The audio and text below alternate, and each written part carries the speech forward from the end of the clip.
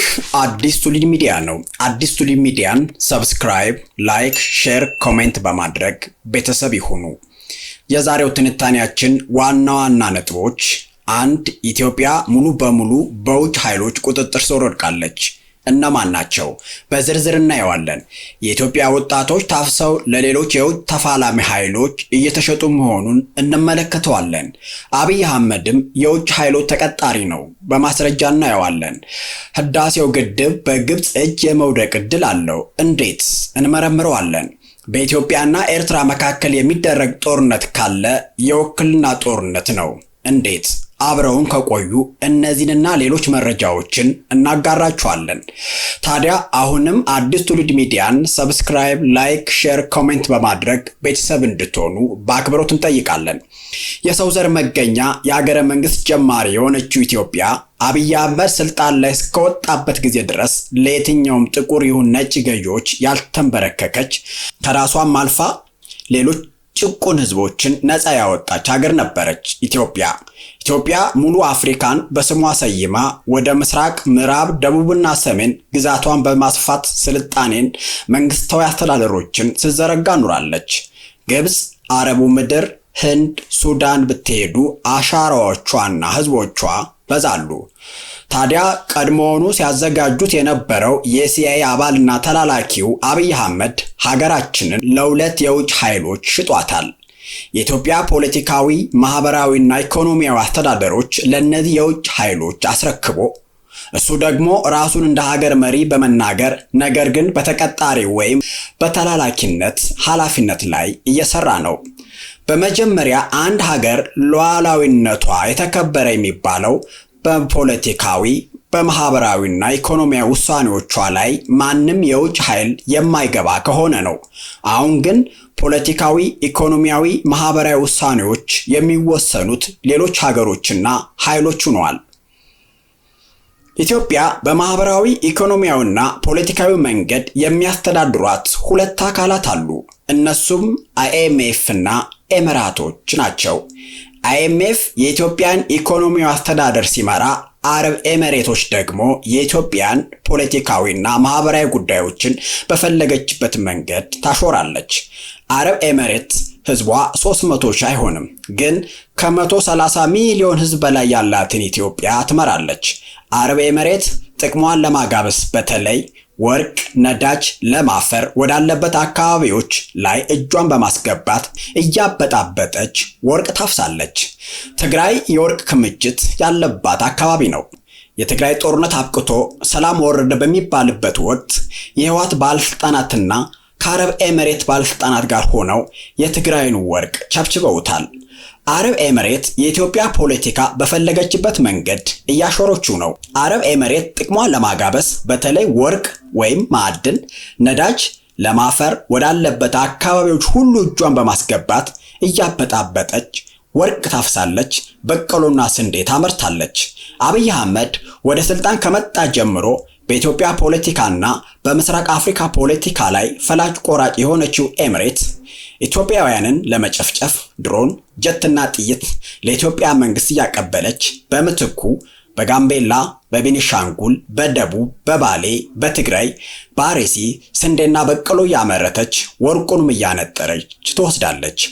ኤሚሬት በትግራዩ ጦርነት ጊዜ ድሮን፣ ተተኳሽ፣ የስለላ መሳሪያዎች፣ የገንዘብ ድጋፍ ስታደርግ የነበረው ለአብይ አህመድ ነበር።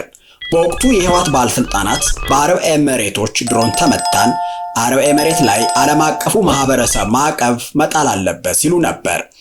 ጦርነቱ ደቡብ አፍሪካ ላይ በሰላም ስምምነት ሲጠናቀቅ አረብ ኤሚሬት ከህወሓት ባለስልጣናት ጋር ተመሳጥራ የትግራይን ወርቅ አጋብሳለች። አረብ ኤሚሬት እንደዚህ ናት። የትግራዩ ጦርነት ሲጠናቀቅ ደግሞ ሱዳን ላይ ሌላ ጦርነት ቀሰቀሰች። አሁንም ለፈጥኖ ደራሹ ኃይል ተተኳሽ፣ ድሮን፣ ጀት እያቀበለች በምትኩ 50 ሺህ ሄክታር መሬት እያረሰች በቆሎና ድንች፣ ስንዴ እያፈሰች ነው። ኤሚሬት በቴክኖሎጂዎቿ የህዝብን ደም እያፈሰሰች በህዝብ ደም ሀብት የምታካብት ሀገር ነች። እንደሚታወቀው ሱዳን ላይ ሁለት ተፋላሚ ኃይሎች አሉ፣ አልቡርሃንና ሐምዳን ዳጋሎ። አልቡርሃን በሳውዲ አረቢያ፣ በግብጽ፣ በኤርትራ ሲደገፍ፣ ሐምዳን ዳጋሎ በአረብ ኤምሬት በኢትዮጵያ ይደገፋል። አረብ ኤምሬት ለሐምዳን ዳጋሎ ሁሉን አቀፍ ድጋፍ፣ የጦር መሳሪያ ድጋፍ ታደርጋለች። የአረብ ኤምሬት ጥቋቁር አንቶኖቮች የጦር መሳሪያዎች የጫኑ ደብረ ዘይት አየር ኃይልና ቦሌ ዓለም አቀፍ አየር ማረፊያ ሲራገፉ ማየት የተለመደ ነው። የኢትዮጵያ መንግስት ደግሞ የመጡትን የጦር መሳሪያዎች የራሱን አስቀርቶ ሌላውን በመከላከያ ጭነት መኪናዎች አማካኝነት ወደ ቤኒሻንጉል ጉሙዝ ክልልና መተማ በመውሰድ ለሐምዳን ዳጋሎ ያቀብላሉ።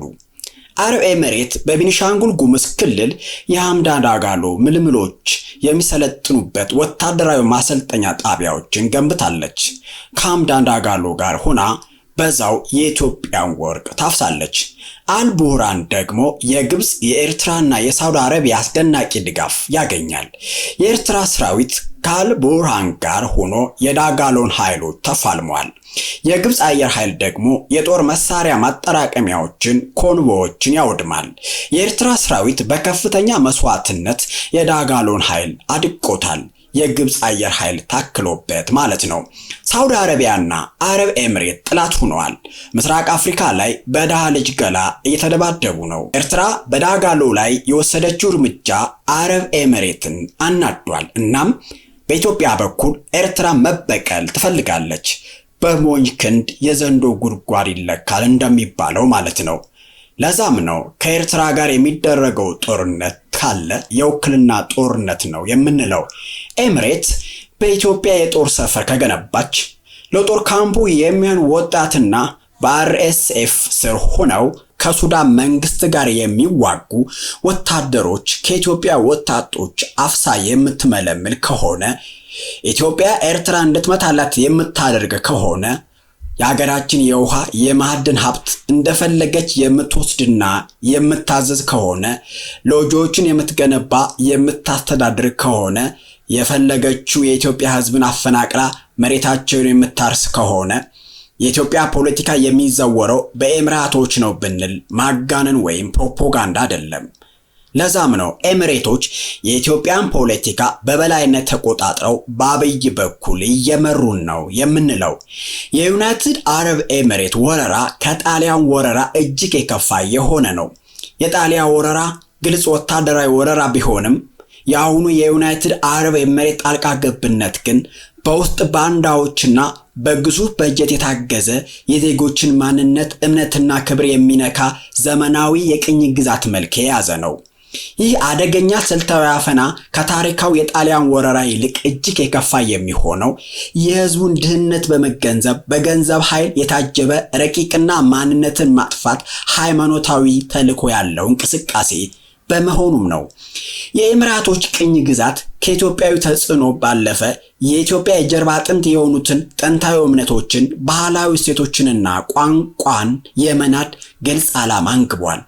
ይህ ደግሞ የኢትዮጵያ ነባር እምነቶች በተለይ የኢትዮጵያ ኦርቶዶክስ ተዋሕዶና ነባሩ እስልምና ላይ ከቤተ እምነት እስከ ምዕመኑ ድረስ እየደረሰ ያለውን መከራ የማይረዳ ኢትዮጵያዊ ይኖራል ብዬ አላስብም። ይህ የሚያሳየው ኤምሬቶች በኢትዮጵያ ማህበራዊ መስተጋብርም ዘልቀው እየሰሩ መሆኑን ነው። አብዛኛው ቤተ እምነቶች የሚቃጠሉት፣ ሊቃውንቶች የሚገደሉት በኤምሬት የገንዘብ ኃይል የተገዙ በመንግስት ውስጥና በቀጥታ በኤምሬቶች በተደራጁ ጂሃዲስት ቡድኖችም ነው። ይህ የጂሃዲስት ቡድን ከፍተኛ ማህበራዊ፣ ታሪካዊ፣ ፖለቲካዊ ውድመቶችን ለማምጣት በኢትዮጵያ ላይ እየሰራ ነው። የሱዳን ጦር የውክልና ጦርነት ሆኗል። አብይ አህመድም እያደረገ ያለው ጦርነት የውክልና ጦርነት ነው። ይህም በአረቦች የሚመራ በሰሜኖች ላይ የተከፈተ የጂሃድ ጦርነትም ነው። የሱዳን ጉዳይ የሁለት ጀነራሎች ጦርነት ብቻ አይደለም። የቀይ ባህርና የአባይን ተፋሰስ ጂኦፖለቲካዊ ለመቀየር የሚደረግ የጥቅም ትግል ነው። የግብጽ፣ የሳውዲ፣ የኤምሬቶችና የቱርክ ተሳትፎ ደግሞ ለጦርነቱ ተጨማሪ ነዳጅ እየሆነ ነው። ሳውዲ ቀይ ባህርን እንደ ግል ጓሯ ነው የምታየው። በሱዳን በኩል የሚመጣ አለመረጋጋት የሷን የቱሪዝምና የኢኮኖሚ ፕሮጀክቶች ስለሚነካባት ሰላም እንዲሰፍን ትፈልጋለች። ቱርክ በሱዳን የግብርናና የመሰረተ ልማት ኢንቨስትመንት አላት። በተለይም በሱዋኒኪን ደሴት ላይ የነበራት ወታደራዊ ሰፈር የመገንባት ፍላጎት በሱዳን መደበኛ ጦር በኩል ሳካልኛል ብላ ታስባለች። ቱርክ ለሱዳን መደበኛ ጦር ሳፍ ድሮኖችንና ወታደራዊ ቁሳቁሶችን በማቅረብ ረገድ ትልቅ ሚና አላት። ይህም ከግብፅና ከሳውዲ ጋር በአንድ ወገን እንድትቆም አድርጓታል።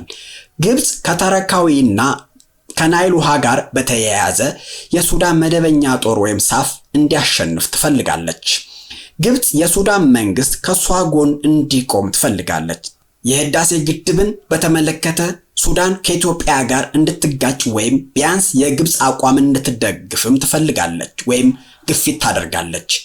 ኤሚሬት የአብይ ደጋፊ መስላ ግብፅ፣ ሱዳን፣ ቱርክ ደግሞ በቀጥታ የአባይ ግድብ አደጋ ደቅነዋል።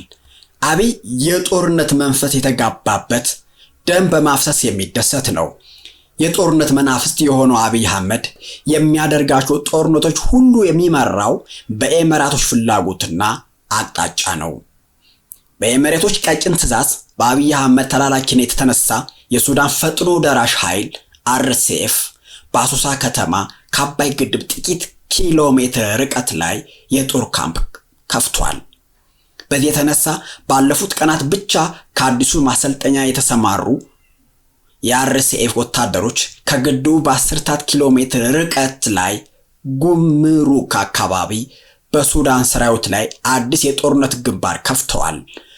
ባጻፈው የሱዳንና የግብፅ አየር ኃይል አካባቢውን ደብድበዋል። እነዚህ ሁለት ነጥቦች ለአባይ ግድብ ትልቅ ማስጠንቀቂያ ናቸው። በህዳሴ ግድብ አካባቢ አዲስና የጦፈ የጦር አውድማ በማድረግ ግብፅ ስትለው እንደነበረው ኢትዮጵያ የግድቡን ደህንነት ማረጋገጥ አትችልም የሚለውን ትርክት ወደ እውነታነት እየቀየረው ነው። ኒውዮርክ ታይምስ ላይ እንደተዘገበው ግብፅ በሱዳን ድንበር አቅራቢያ ባላት የእርሻ ስፍራ በድብቅ ከገነባችው የአውሮፕላን ማረፊያ የተነሳች RSF በያዛቸው ሰፈሮች በኢትዮጵያ ውስጥ ጨምሮ የድሮን ጥቃት በመፈጸም ላይ ትገኛለች። አብይ የኤሚሬትን ትዕዛዝ እንጂ የሀገርን ይቅርና የራሱን እንኳን ጥቅም ከግምት ያስገባ ውሳኔ ይወሰን አይደለም ስንል ያለ ምክንያት አይደለም። እንደማሳያ ለሱዳኑ ሀገር አፍራሽ የRSF አማጺ ቤኒሻንጉል ውስጥ የማሰልጠኛና የማሰማሪያ ካምፕ ሲከፍት የሀገራችን ወሳኝ ስትራቴጂካዊ ንብረት የሆነውን የህዳሴ ግድብ ደህንነት የሚያውክ የጦር ቀጠና አብሮ ከፍቷል።